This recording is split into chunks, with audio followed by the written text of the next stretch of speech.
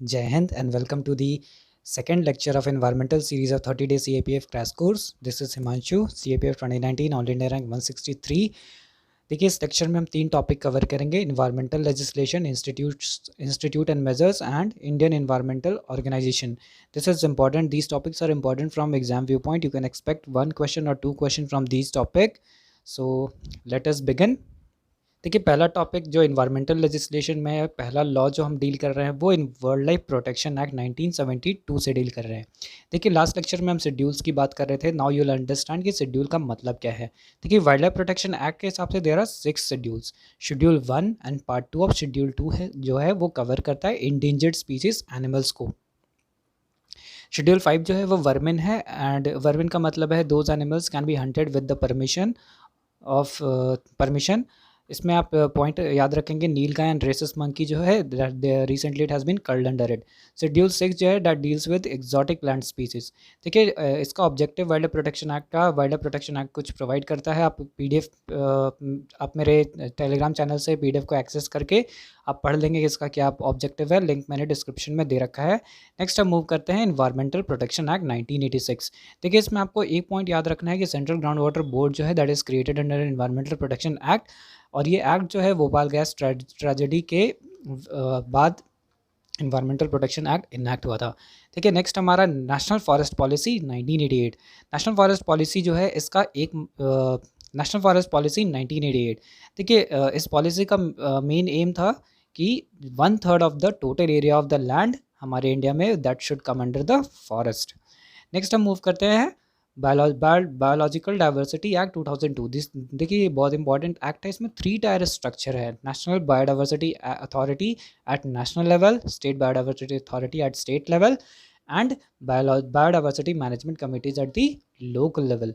देखिए ये जो बनाया गया था इसका ऑब्जेक्टिव था to address the issues related to access to genetic resources and free and equitable sharing of benefits arising from biological resources of the country and its people. देखिए इसका मतलब क्या है, आप इसको समझिए. जैसे कि मान लीजिए कोई अगर फॉरेन कंट्री हमारे देश के किसी एनिमल्स के पार्ट्स को इंपोर्ट करता है, उसके बाद उस पार्ट्स को यूज़ करके मेडिकल यूज़ बना लेता है without giving any kind of information and incentives to the origin country that is India. तो इसको रिजॉल्व करने के लिए बायोडाइवर्सिटी एक्ट का ऑब्जेक्टिव था, इसलिए बनाया गया था इसको. देखिए इसमें कुछ एक्सेप्शंस हैं, आप पीडीएफ एक्सेस करके इसको पढ़ लेंगे. Nothing much to deal with. Next है हमारा scheduled tribes and other forest dwellers act 2006. देखिए इसमें याद रखना है आपको कि नोडल एजेंसी जो है मोटा है, that is ministry of tribal affairs, that is for implementation of scheduled tribes and other forest dwellers act. देखिए रिकॉग्निशन क्राइटेरिया क्या है ट्राइबल्स का, तो आप इसको याद रखेंगे कि 3 जनरेशन, जो कि 3 जनरेशन अगर प्रायर डेट 13 दिसंबर 2005 से पहले रह रहे हैं and they are dependent on forest for bonafide livelihood, तो उनको हम रिकॉग्नाइज करेंगे, दे आर ट्राइबल्स. एक और पॉइंट आपको याद रखना है कि मैक्सिमम लिमिट जो इसमें रिकॉग्नाइज किया गया है फॉरेस्ट ड्वेलर्स का that is 4 hectares. 4 hectare is important. Next इसका देखिए ऑब्जेक्टिव में आता है कि नेशनल पार्क और सेंचुरी जो है वो भी इनको इंक्लूड कर दिया गया है रिजर्व फॉरेस्ट, प्रोटेक्टेड फॉरेस्ट में, for recognition of their rights of schedule tribes. Next आपको वेरी इंपॉर्टेंट पॉइंट है, देखिए ग्राम सभा जो है उसको कॉम्पिटेंट अथॉरिटी डेजिग्नेट कर दिया गया है for determining the nature and extent of individual and community forest rights. देखिए नेक्स्ट हमारा जो इंपॉर्टेंट है that is NGT, that is national tribunal act. ये एक स्टैट्यूटरी बॉडी है जो कि इस्टेब्लिश हुआ था, नेशनल ग्रीन ट्रिब्यूनल एक्ट 2010. इसमें आपको एक याद रखना है point very important, it does not deal with the wild life protection act. देखिए ये यूपीएससी यहाँ पे गिमिक करता है कई बार कि नेशनल ग्रीन ट्रिब्यूनल है, ये वाइल्ड लाइफ प्रोटेक्शन एक्ट के हिसाब से आया है, क्या से डील करता है. तो हो सकता है यहाँ पे जब एनजीटी एक्ट जो फॉलोइंग एक्ट से डील करते हैं, तो आप अगर ने ठीक से पढ़ा नहीं है, भूल जाते हैं, तो टिक कर देते हैं और उसमें क्वेश्चन गलत हो जाता है. तो आप उसको ध्यान रखेंगे, does not deal with the wild protection act. And इसमें कुछ एक्ट्स हैं जो एनजीटी डील करता है. आप लिस्ट को चेक कर लेंगे, देख लेंगे, पीडीएफ से एक्सेस कर लेंगे. नेक्स्ट है हमारा ओजोन डिप्लीटिंग सब्सटेंसेस रूल्स. देखिए मैं आपको रिकमेंड करूंगा कि ओजोन डिप्लीटिंग सब्सटेंसेस आप उसके लिस्ट को नेट से, गूगल से चेक कर ले. 6-7 है, आप उसको एक बार देख लेंगे अच्छे से, क्योंकि एग्जाम में आ सकता है ये. नेक्स्ट है देखिए ओजोन डिप्लीटिंग सब्सटेंसेस है, ये इन्वायरमेंटल प्रोटेक्शन एक्ट के ज्यूरिसडिक्शन के हिसाब से इसको फ्रेम किया गया है. इसके अंदर क्या है, सीएफसी का मैन्युफैक्चरिंग जो है 1 जनवरी 2003 से बंद करने की बात की गई है इसमें। सिमिलरली यूज़ ऑफ हेलन भी बंद करने की बात की गई है 2001 से 1 जनवरी से, लेकिन कुछ एक्सेप्शनल हैं इसमें एसेंशियल यूज़ के लिए। ठीक है, नेक्स्ट पॉइंट मैं आपको बता देता हूँ कि कुछ सब्सटेंसेस हैं जो ओजोन को डिप्लीट करते हैं, आप याद रख सकते हैं, carbon tetrachloride, methyl chloroform, methyl bromide.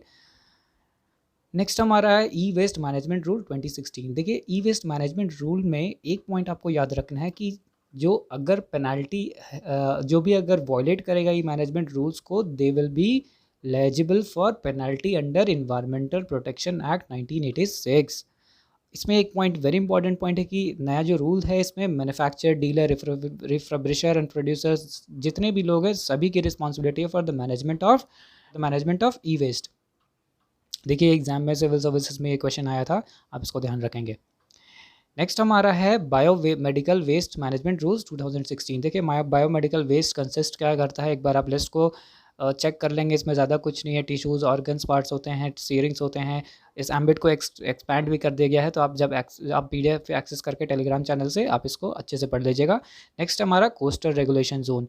देखिए union minister environment, forest and climate change है, ये कोस्टल रेगुलेशन जोन को नोटिफाई किया था 2019 में, रिप्लेस करते हुए 2011 कोस्टल रेगुलेशन जोन को।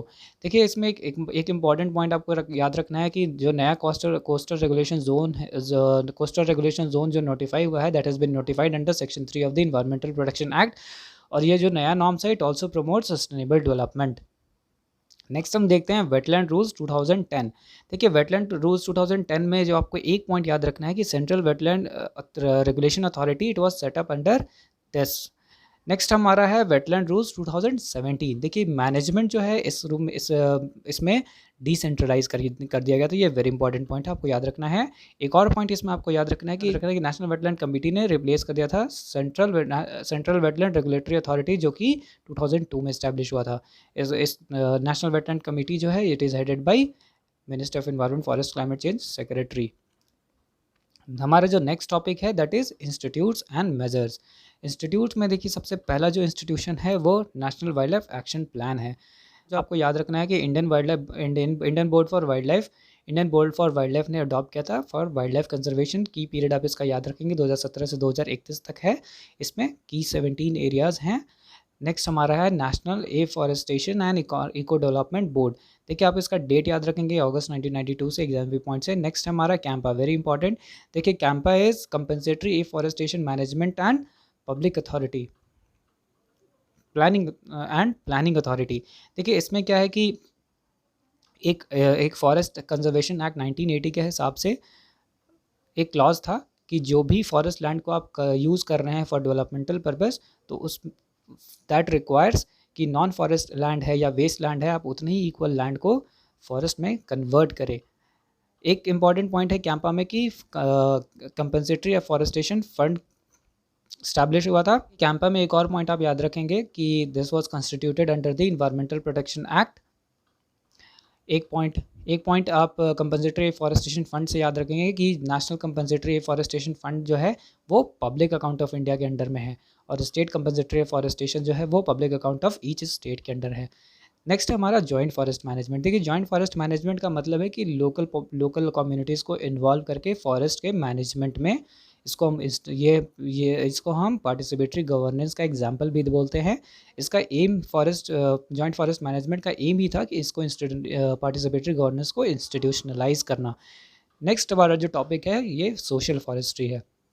देखिए सोशल फॉरेस्ट्री जो फर्स्ट टाइम ये जो टर्म है ये यूज़ हुआ था 1976 में by national commission on agriculture. देखिए सोशल फॉरेस्ट्री जो है it is divided into three divisions that you need to remember. पहला है फार्म फॉरेस्ट्री। देखिए फार्म फॉरेस्ट्री में क्या होता है कि इंडिविजुअल फार्मर है in his own land plant trees.